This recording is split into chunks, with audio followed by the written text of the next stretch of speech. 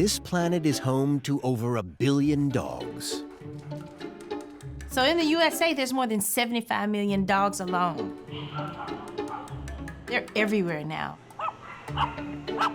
They are really special animals. Pickles. They're more than just great pets. That's my girl. I love you too. Dogs have helped make humans better hunters, better farmers.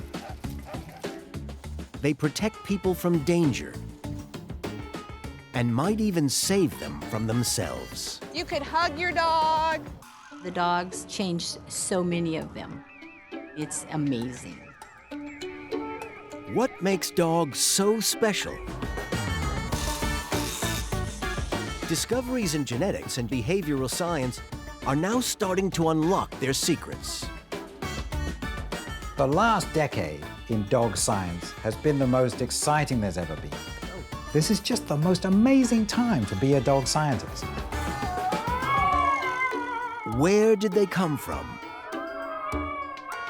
How did they evolve from wild beast to lapdog? Fox behavior looks like dog.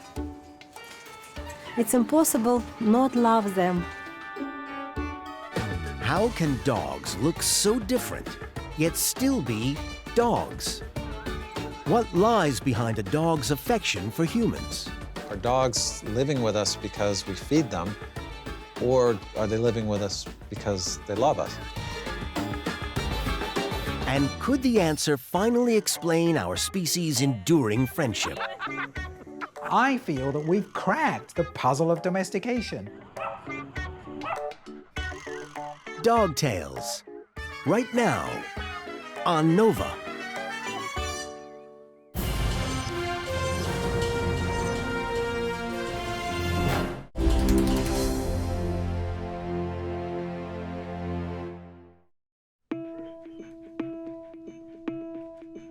Humanity's best friend, the dog.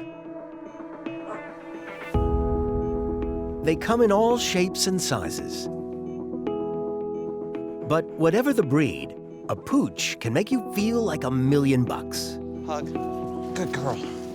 They bring me so much happiness and companionship. I would dive in front of traffic for her. I would do anything for her. Dogs and humans. We're the best duo in all of evolutionary history. It's humanity's oldest friend. The roots of our relationship have long been a mystery. But now, scientists are making extraordinary breakthroughs. You all let me know when she's ready and I'll start. They are coming to the conclusion that the bond between our species runs even deeper than we thought, and might explain how these once wild animals became humanity's perfect partner.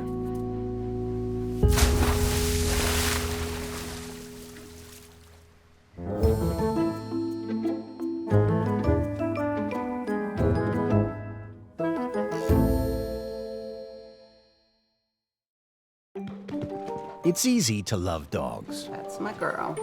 I love you too. But how do they feel about humans? It certainly looks like love. But could they just be in it for the food? Seems like an impossible question to answer. We can't ask them. But could we read their minds?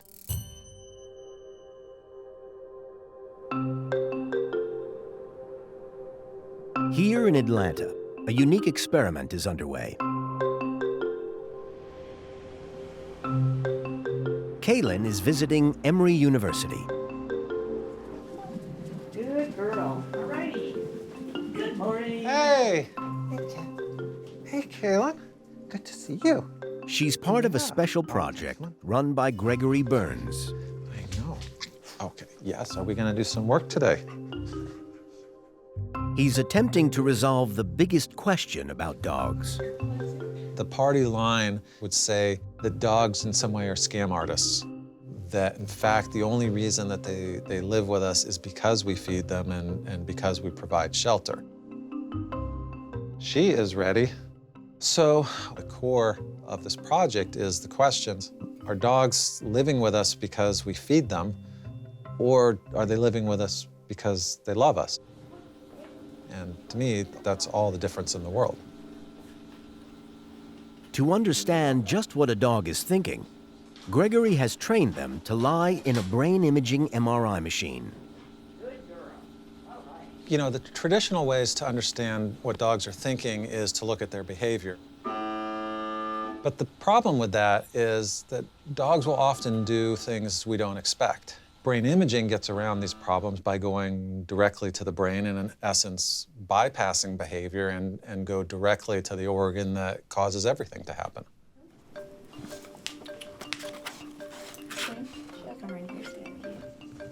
The dogs in the study are trained to relate toys to different outcomes. When they see a pink car, the dogs learn to expect praise.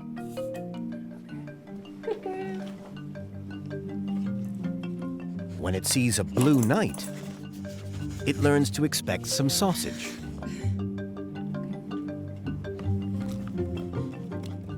By comparing those two conditions, the anticipation in particular to food versus human, we can go in and look at the reward system of the brain and see which one is higher or not, or are they equal perhaps? The level of pleasure the dog experiences is determined by the amount of the neurotransmitter dopamine the brain releases, revealed on the scan by increased blood flow to specific regions. Good girl, stay. So, Lori, if you want to fade out of view, and then we'll do the toys. Gregory has conducted this experiment on numerous dogs. And the scans are a revelation. So these colored areas represent what dogs' brains do when they're anticipating food.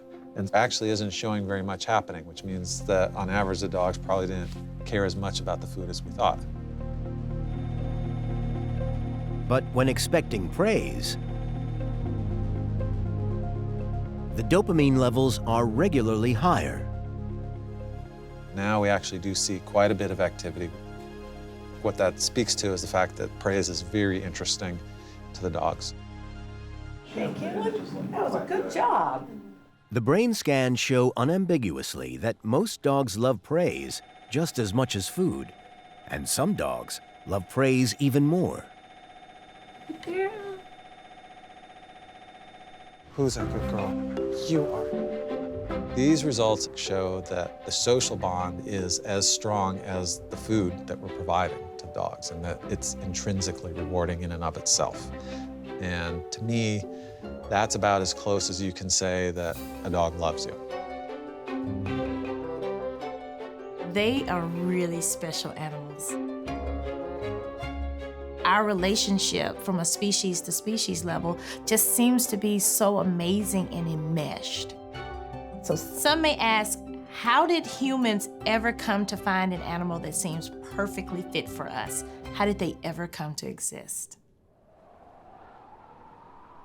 The answer to this canine mystery lies in the distant past, with an animal not known for friendliness: the wolf. Folklore is filled with tales of these frightening predators. Even today, a wolf's eerie howl can freeze blood. Yet genetic research has revealed that all dogs originally evolved from the gray wolf, an animal that has roamed the breadth of the northern hemisphere for at least 300,000 years. The gray wolf may look like a modern dog, but it's a very different creature. An apex predator and ruthless carnivore with a bone-splintering bite. So how did that give rise to this?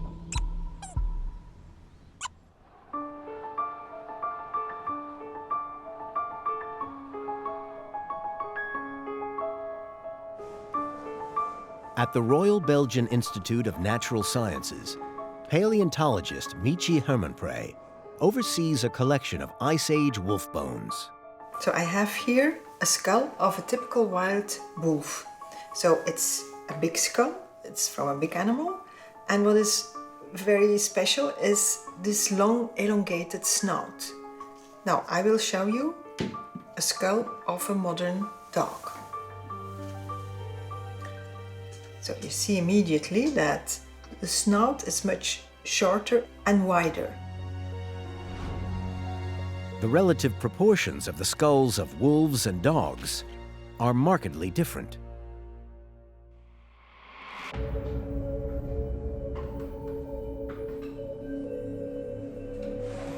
But in 2008, Michi made an intriguing discovery. She was studying a 30,000-year-old wolf skull called the Goye skull, named after the cave it had been excavated from in the 19th century. At that time, the discoverers thought it was the skull of a wolf. But I was not very happy with that because it looked different to me. Michi's careful measurements backed up her hunch. This was no ordinary wolf. This skull is clearly smaller than the skull of wild wolves. The snout is wider and shorter, more comparable to the skull of the modern dogs. The shape of the wolf skull seemed to be halfway between a wolf and a modern dog. A proto-dog. The Goye skull was not unique. Hunting through other European collections, Michi uncovered more dog-like wolf skulls, also around 30,000 years old. Could these strange-shaped European wolves be the ancestors of modern dogs? Bones alone cannot answer that question. Scientists would need a much more precise tool. Oxford University is home to the Paleobarn DNA Laboratory. Gregor Larsson is the lead researcher. We are trying to establish a pattern through time and space of the different genetic signatures that dog populations and wolf populations have had across the world over the last 20 to 30,000 years.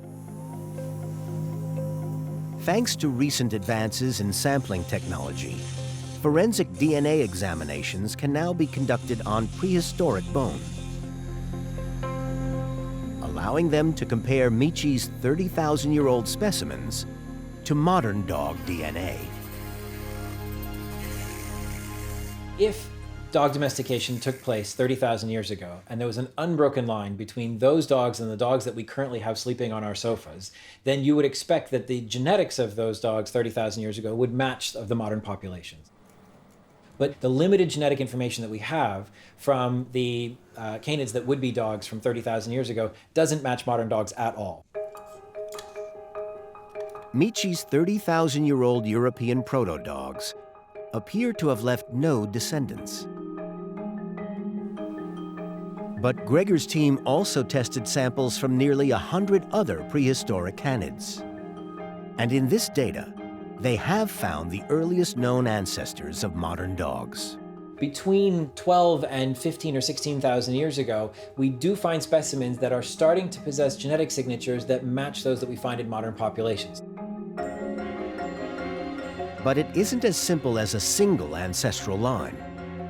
They found several spread across Eurasia. So it looks like within dogs, we have 3 geographically partitioned populations that are differentiated genetically and geographically. The 3 ancestral dog populations and Michi's extinct proto-dogs do, however, share one thing in common, something that may give a clue to how dogs appeared in the first place. They were all found at sites associated with another creature: humans. Archaeological evidence shows that 40,000 years ago, modern humans began moving into northern Eurasia, replacing the Neanderthals who came before them. and apparently initiating a transformation in the wolves they encountered. Really something was going on there. Once modern humans arrived in Europe, we see that the wolf remains start to change. The evidence suggests dog-like wolves may have appeared several times over the thousands of years since people arrived, always in places where wolves and humans shared hunting grounds. The formation of a close relationship between people and wolves led to dogs, because that's what dogs are. They are an emergent property of a very close relationship between wolf populations and human populations. But how did it happen? How does a wild animal become a domesticated pet? The answer may be found not with lifeless bones, but with the help of one of the wolf's distant living relatives, the fox. Almost 2,000 miles east of Moscow lies the location of a unique experiment in domestication. On this isolated farm, Russian scientists have been breeding foxes for more than 60 years. Their aim has been to better understand the effect of human contact on wild animals. Today, the foxes are being inspected by scientists Anastasia Karmalova and Daria Shepeleva. The experiment starts with a population of untamed silver foxes. Each one is subjected to a simple test of human toleration. To understand the reaction of animals toward human, we need to open the door and try to put our hand inside the cage. They are testing the strength of each fox's adrenal fight-or-flight response. He is afraid, but he demonstrates the aggressive reaction.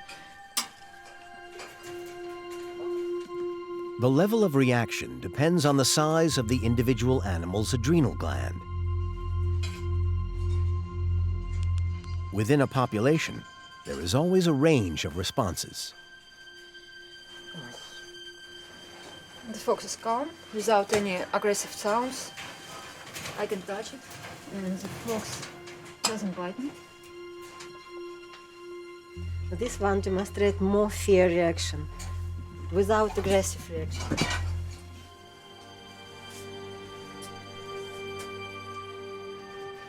She demonstrates some interest and moving toward me. How each fox responds determines its future. Once a year, the foxes are bred. Around 5 to 20% of the most extreme of both tolerant and intolerant foxes are chosen to seed new populations.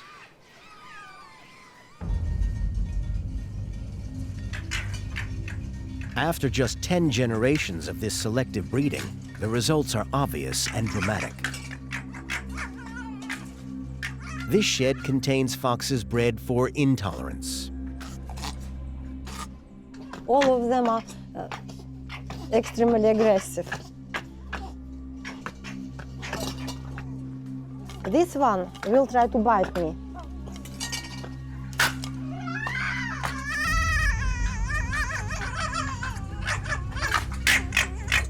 The experimenters have discovered that they can create animals that are dangerously antisocial.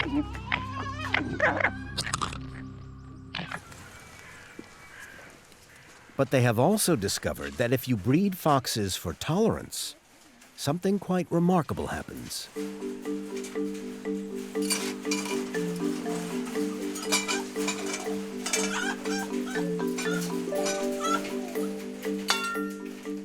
There is population selected for tame behavior, and the result is the behavior looks like dog.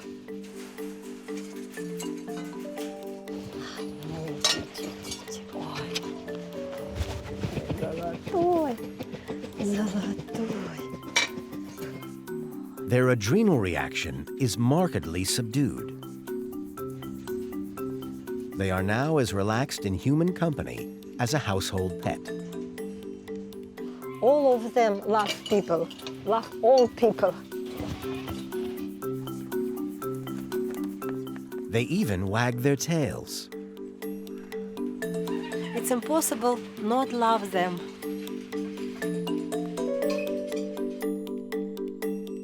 The experiment suggests that by selecting for human toleration, in just a few generations, a wild animal can be made to behave just like a domestic animal. But that's not all. We select our foxes only for behavior, but it's interesting that after the selection we have a lot of morphological changes, such as, for example, a lot of white in her fur color. This fox has white nose, white belly, white legs, and white neck. Some foxes even develop curly tails. Curly tails and white patches are both often seen in other domesticated animals. What's great about that experiment is that what it demonstrates is that by a continued very strong selection for a behavioral trait, that you can then get an increase in frequency of a wide range of other traits that were not being selected for at all. What that suggests is that there's a lot of linkages between the overall shape and size and way in which the animal is put together from an anatomical perspective and the way that it behaves. Some believe this combination of behavioral and physical changes is part of a domestication syndrome, probably caused by a genetic mutation that reduces the effect of special neural crest cells. During development, these multi-purpose cells control the ultimate size of the adrenal gland, determining how friendly the animal will tend to be. But the same cells also affect the size of the face and legs, rigidity of the ears and tail, and the extent of color in the coat.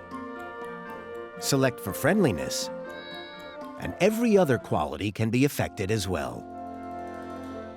The experimental methodology has been challenged recently, but it's now widely accepted that selection for behavior can rapidly domesticate a wild animal. But in the journey from wolf to dog, who made that selection? Most scientists now believe it was the wolves themselves. Wolves are extraordinarily adaptable. Different packs specialize in hunting different types of prey. It's thought that when humans first arrived, some packs may have adopted a novel survival strategy. It's not crazy to think that there may have been a population of wolves that found themselves attracted to people and started following people in the same way that other wolf populations have started following caribou. Rather than hunting, these wolves would thrive by scavenging close to human encampments. But only the boldest would hang around for long. These adventurous wolves would breed and over generations evolve into an increasingly human-tolerant subspecies, the domestic dog. Survival of the fittest turned out to be survival of the friendliest.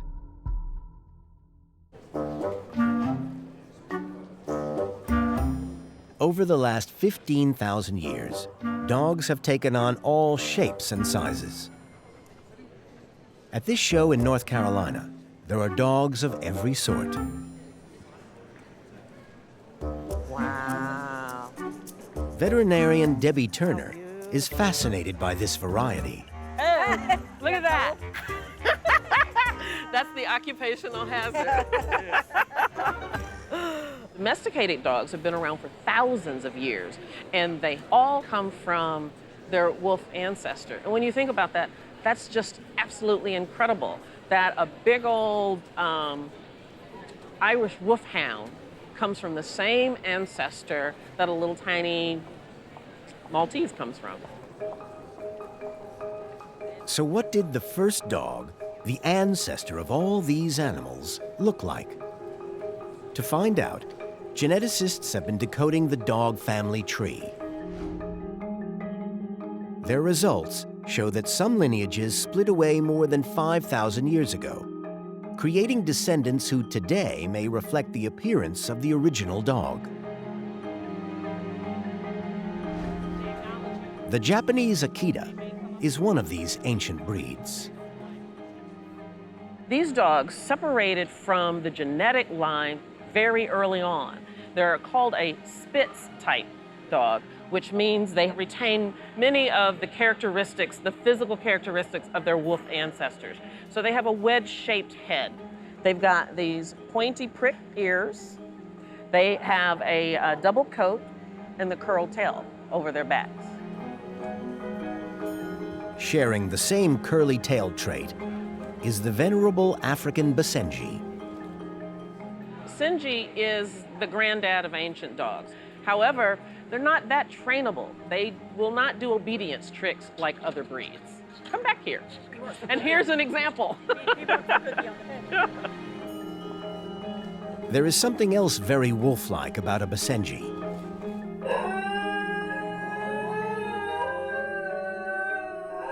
It's yodel. These breeds reveal much about how dogs may have appeared and acted after they first transitioned from pack hunters to scavengers, and provide clues as to why they may have first appealed to humans. You won't see Basenjis doing tricks, but because of their closeness to their wolf ancestors, they are considered very adept hunters. As dogs were evolving from wolves into truly domesticated dogs, their traits began to change. They were smaller, their snout length changed, the strength of the muscles that support the jaw changed, even the strength and size of their teeth. So they lost the ability to take down big prey. But they didn't lose everything. Dogs are still the standard bearers when it comes to detecting things with their nose. A dog's nose contains 50 times the number of olfactory sensors as a human nose, giving them a sense of smell 100,000 times more acute. Combined with sharp sight and hearing, superb stamina, and a docile temperament, for humans, they were a ready-built hunting companion. The reason why the relationship between dogs and humans in a hunting situation is so perfect is because they complement one another. The dogs are the chasers, the humans are the finishers. 15,000 years ago, the first working partnerships were formed. Over the following millennia, humans would breed dogs to take advantage of their wolf-like abilities. But those selections cannot explain the extreme variety of body shapes we see today. Instead, the genetic studies indicate that a sudden explosion of diversity in shape and size can be traced to a breeding craze that began in Europe just a few hundred years ago. The very first kennel club was established in 1873 in England. It is from there that we get the vast majority of the varieties and the breeds that we see today. Kennel clubs were breeding organizations originally meant to preserve local dog characteristics. But members began to select and share dogs with extreme traits to an extent never attempted before.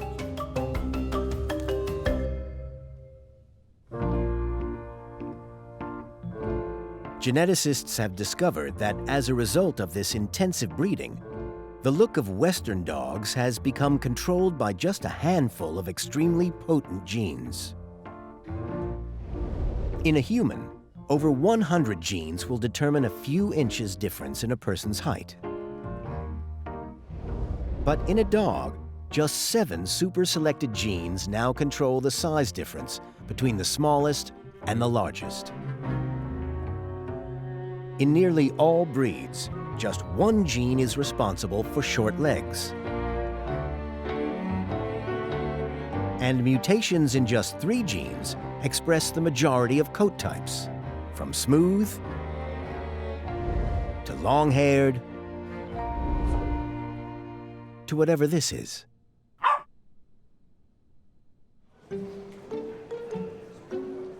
So most dogs today look the way they do because of intensive human breeding for novelty. But people still value dogs not just because of how they look, but because of what humans can do with them.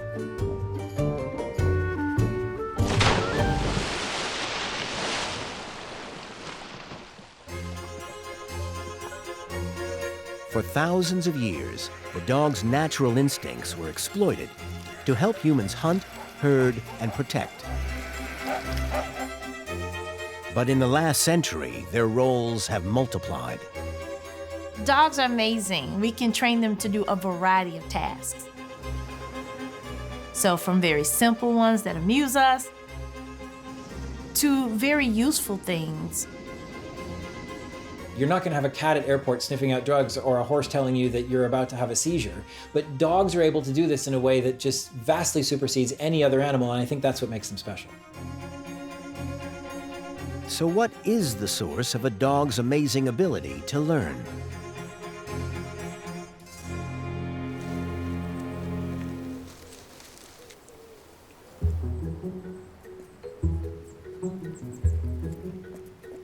Animal behaviorist Clive Wynne is obsessed with understanding what's going on in a dog's head. Most psychologists study the minds of people. I became fascinated in the minds of everything except people. And so I became very interested with dogs, and very, very quickly I became totally grabbed by this amazing animal. They're absolutely fascinating. Their minds, their intellect, their cognition. Zev? Go. Good girl. For many years, scientists have believed that dogs are great learners because they possess an almost unique intelligence. One key proof was their skill at the pointing test. Okay, Zev.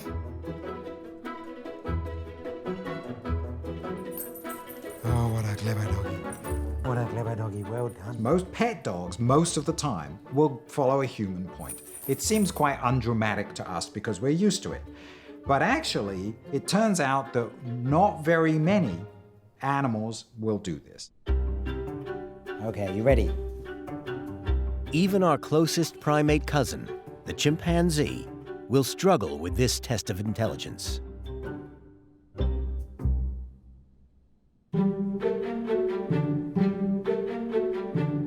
But are their exceptional smarts really what makes dogs so special? Maybe the answer lies in the minds of their ancestors.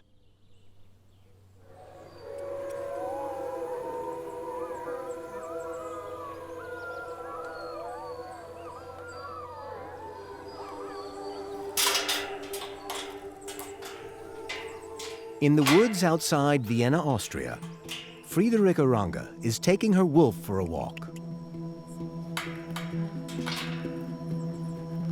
Here at the Wolf Science Center, they're carrying out cutting-edge research on wolf cognition. So, you're ready to go. The center's 15 wolves have been brought up by humans. I know Aragon 11 years and 3 months. So I hand-raised him and his other pack mates. Alongside its wolves, the center raises a group of dogs, giving both sets of animals an identical amount of human contact. We bring up the wolves and the dogs in the same way, so they have the same experience. And this is really crucial if you want to compare them and compare their behavior or cognition.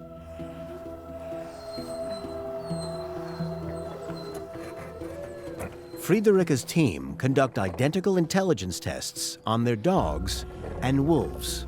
Just get it there. Yeah, now it's working. So what we are doing here is testing cooperative abilities in our dogs and wolves. For this we have this table. The food on the table can only be reached if both ends of the rope are pulled at the same time.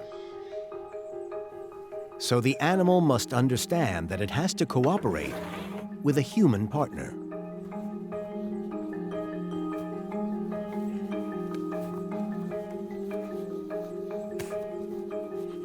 This dog shows how it's done.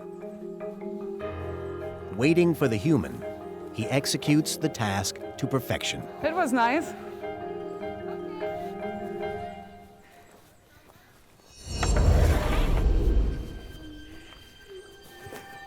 But what about a wolf?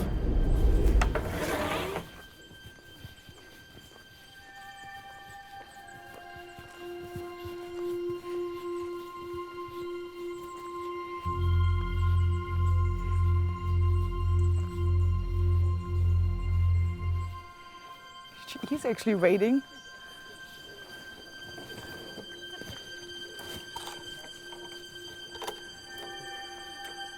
Perfect. For years, it was thought wolves were incapable of making the cognitive leap necessary to work with humans. But these experiments are proving the opposite. And this result is not unique. The team's work is showing wolves can be highly intelligent in multiple ways. I don't think that a dog is smarter than a wolf. I think most of our studies show that actually the wolves are much smarter. Wolves have even been shown to match dogs at the pointing test.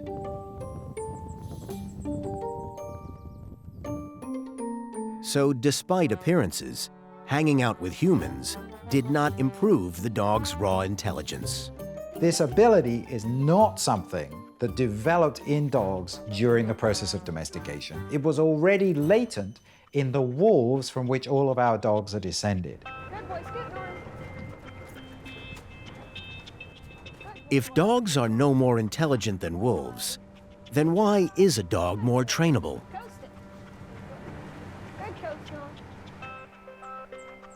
Some think it may all be a matter of attitude. For Clive, the mindset of his pet dog Zaphos holds a clue. I could tell straight away that Zaphos wasn't smart. She's not a super intelligent dog. But there was something remarkable about her. And that was so obvious once I saw it. This ability, this capacity, this desire to form strong emotional bonds, that she's always trying to make friends, that she's extremely loving. And I began to wonder, could this be the crux ability that has made dogs so successful?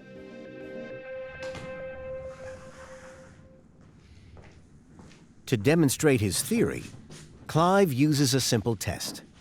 It's called the circle test. It quantifies how socially engaged an animal is.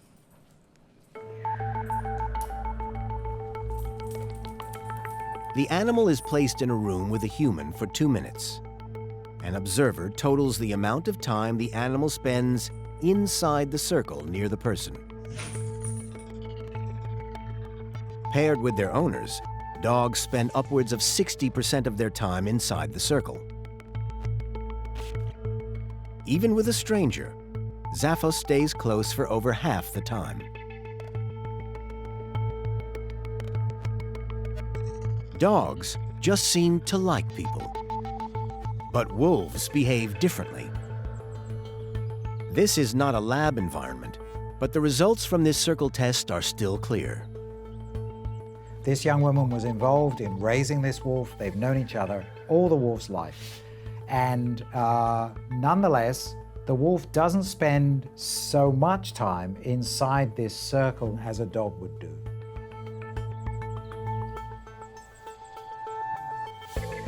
The wolf spends even less time with its handler than a dog would with a stranger. The fact that the wolf doesn't want to spend as much time inside the circle with the person shows us that the wolf doesn't have that same intense level of social connection with people as a dog can have. To those who know wolves well, this is no surprise. A dog you can usually always get to do what you want. The wolves could care less. They do it if they want to do it, and you can work very hard to convince them, and sometimes you're successful. But if they don't want to, there's nothing you can do. Dogs inherited their intelligence from their wolf ancestors, but they've also evolved a strong desire to bond with humans that makes them uniquely trainable. Yes, good girl. Often in working dogs, what makes them good is a partnership. Good girl. That dog and that human that it cares about, they're the unit. The unit is the person and the dog together. But the dog's desire to bond is not just the key to incredible feats of learning. This bond also appears to be unusually powerful.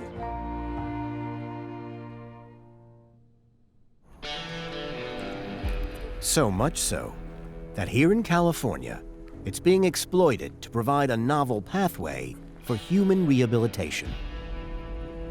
Meet Max. Max, good job. He's part of a groundbreaking program using dogs to transform the behavior of individuals who are a danger to society.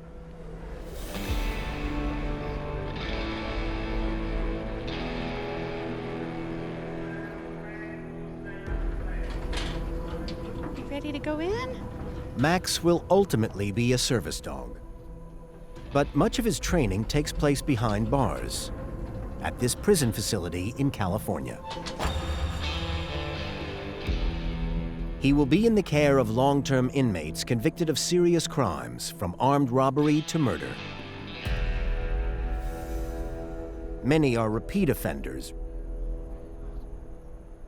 Some, like Jerry Castillo, arrived in prison with deep-rooted psychological struggles. Hi, how are you? Good. How are you? Good. I spent a lot of time by myself. I had issues of, low self-esteem, low confidence. I was antisocial. The prison environment only seems to make these problems worse. It's in a place where you don't have feelings. Everything is shut off. People don't talk about emotions unless it's anger. Statistically, over half of all prisoners in the U.S. will reoffend on release. Some prisons seek ways to reverse that trend. And in this facility, that means dogs. One wing has been transformed into a virtual kennel club. The prisoners here are each responsible for a dog. Man and animal live together 24/7. I gotta get up in the mornings and feed him and train him and take him out to potty and just care for him the whole day, even if I'm having a bad day. Just start making a big circle. Max's time inside will help transform him into an elite service dog. Watch the position. Just keep going, circle. But it's the transformation in the inmates that seasoned prison staff find most remarkable. Leave your dog on a sit-stay. It's amazing. Good boy. It has changed so many of them. Good boy. It's wonderful to see the caring attitude that goes to it, the gentleness that's put forth through and for the dogs. You wouldn't expect to see that on the streets. I see it here firsthand. Good, Jerry. He is my friend. He makes my day. We bonded. I think he knows me better than me. Now I want you guys to sit down first and lure them over your legs. By getting a dog, it's like I'm back with a family member. I can actually interact with somebody and share my feelings with somebody. You could hug your dog. Max has lifted my self-esteem, gave me a purpose to do things for someone else. They should be nice and calm. There is mounting evidence that even with convicts, the profound relationship between dog and man can change their whole outlook on life. Good. Since this program has started, I've had 6 inmates who have left on parole, and they have not come back. They have not hurt anybody else. They are still maintaining their lives on the outside. And let's do another nice little jog. This program taught them that there's more to life than just themselves. Giving people who, by some standards, have been written off as unlovable, and to have them have the opportunity to love and be loved unconditionally by this amazing creature that loves to be loved, that is loyal, that wants to please you. I love the idea of these programs. A dog's uniquely strong desire to bond may be particularly beneficial to humans. But dogs seem quite happy to spread the love beyond us. What makes dogs special is dogs can form very strong, loving connections to members of any other species, never mind other members of their own species, any other species. Dogs appear to be not just loving, but almost indiscriminately affectionate. New research suggests that this could be partly because dogs get flooded with the love hormone oxytocin. And the reason for that may lie partly with some very special genes. Hi! How are you? Nice to finally meet you. Come on in our humble home. Hi! Welcome. Hey, you ready to make some donuts? Let's cook her up, sister. Okay, you got it, girl. 16-year-old Callie Truelove lives with Williams syndrome, a debilitating genetic condition affecting 1 in 10,000 people. 2/3 cups of water. This is gorgeous water. We're gonna whisk him, whisk him. It's caused by alterations in around 30 genes, generating multiple developmental problems and learning challenges. I'm gonna put them in the oven. There ain't nothing like Southern style cooking. But through it all, Callie radiates an incredible warmth towards the people around her. She just loves people. From the time she was able to go to somebody by herself, she's always been very friendly. Yes, let's do it. Ah, they're so gorgeous. And I love each and every single human being on this whole entire world. If I could just hug all of them at once, I would, because I love them so much. Here's what you're gonna do. You're gonna take a donut. She absolutely does love every single person that she meets. I've pastored a church for 20 years, and Callie has reached more people just with her everyday life than I possibly could in a lifetime. I think you should have this guy. Callie's hypersociability is a side effect of her condition, tied to changes in 3 genes, one of which supercharges oxytocin levels. We got a pet down here. Surprisingly, people with Williams syndrome may not be the only ones affected by these altered genes. Oh, Doodle. This is my service dog, Doodle Dandy. And he's my heartbeat, he's my sunshine. And I can't imagine my life without him. Good boy. He's helped me through a whole lot. And he's just the best dog in the whole wide world. And I ain't ashamed to say it. New research suggests that Callie and Doodle Dandy share more than just a friendship.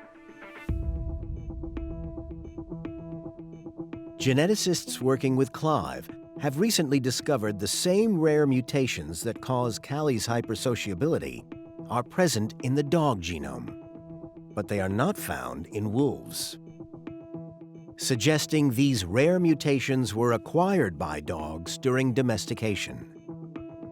What causes dogs to be so much more sociable, so much more socially engaged and desiring loving relationships than our wolves are due to 3 of the genes that are involved in Williams syndrome.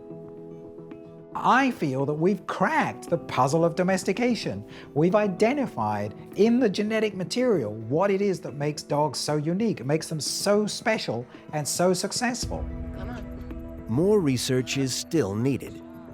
But these rare mutations may prove to be the secret source of the unshakable bond between our two species. I think that's brilliant because I knew when he was little he had my personality, but I didn't know he shared the same gene almost. So that is so cool. I promised I'm always gonna be here for you no matter what, through the thick and thin.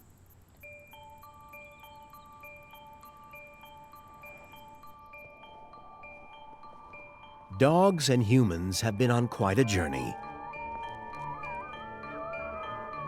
A natural instinct to exploit their new human neighbors led wolf evolution from vicious predator to docile companion. Humans have tinkered with them through selective breeding, perfecting useful instinctual traits and playing with their looks. And it seems like somewhere along the way, we bred in an extreme motivation to learn extraordinary skills. Because we bred in the most important trait of all. You could hug your dog. The discovery that dogs experience love, that's why they're so perfect. You're the most beautiful dog. That's the thing that explains not only how dogs became so domesticated, but it explains why they're man's best friend and why we've been together for 15,000 years. Who knows you better than your best friend? There was even